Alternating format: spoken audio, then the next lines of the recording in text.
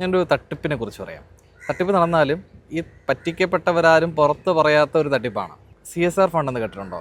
അതായത് 1000 കോടിക്ക് മുകളിൽ ടേൺ ഓവർ ഉള്ളതോ 500 കോടിക്ക് മുകളിൽ നെറ്റ്വർത്ത് ഉള്ളതോ 5 കോടിക്ക് മുകളിൽ നെറ്റ് പ്രോഫിറ്റ് ഉള്ളതായിട്ടുള്ള കമ്പനികൾ CSR എന്ന പേരിൽ ഒരു ഫണ്ട് മെയിൻറ്റെയിൻ ചെയ്യണം. അത് കമ്പനീസ് ആക്ട് പ്രകാരം നിർബന്ധമായിട്ടുള്ള ഒരു കാര്യമാണ്. ഈ ഫണ്ട് സോഷ്യൽ പർപ്പസിന് വേണ്ടിയിട്ട്, ചാരിറ്റബിൾ പർപ്പസിന് വേണ്ടിയിട്ടാണ് ഉപയോഗിക്കേണ്ടത്. ഈ ഫണ്ട് കൊടുക്കാമെന്നുള്ള പേരിൽ ഒരുപാട് തരത്തിലുള്ള കള്ളത്തരങ്ങൾ നമ്മുടെ നാട്ടിൽ നടക്കുന്നുണ്ട്. ഇപ്പോൾ ബിസിനസ്സുകാരെയും സാധാരണ ആളുകളെയൊക്കെ അവർ ക്യാൻവാസ് ചെയ്തിട്ട് ബൾക്കായിട്ടുള്ള എമൗണ്ട് നിങ്ങളുടെ അക്കൗണ്ടിലോട്ട് അയച്ചു തരും. അതിൽ നിന്നുള്ളൊരു വീതം നിങ്ങളെടുത്ത് തിരിച്ചു കൊടുക്കുക. അല്ലെങ്കിൽ 60%, 70% കൊടുത്താൽ മതി, ബാക്കി 30%, 40% നിങ്ങൾക്ക് എടുക്കാം എന്നുള്ള പേരിൽ കുറേ ആളുകളിങ്ങനെ റൂട്ട് ചെയ്യുന്നുണ്ട്. ശരിക്കും പറഞ്ഞാൽ അങ്ങനൊരു CSR ഫണ്ട് ഉണ്ടാവില്ല.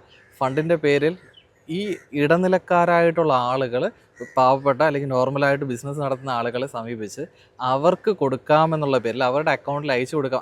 അങ്ങനെ അയക്കാനേ പറ്റില്ല. അത് ലീഗലായിട്ടുള്ള വേറൊരു കാര്യം.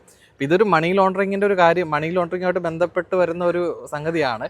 പക്ഷേ എന്നിരുന്നാലും ഈ നടക്കുന്ന തട്ടിപ്പ് മണി ലോണ്ടറിങ് അല്ല. ശരിക്കും പറഞ്ഞാൽ മണി ഇല്ല, അതായത് അങ്ങനൊരു സംഭവം ഇല്ലാതെ ആളുകളെ പറഞ്ഞു പറ്റിക്കും.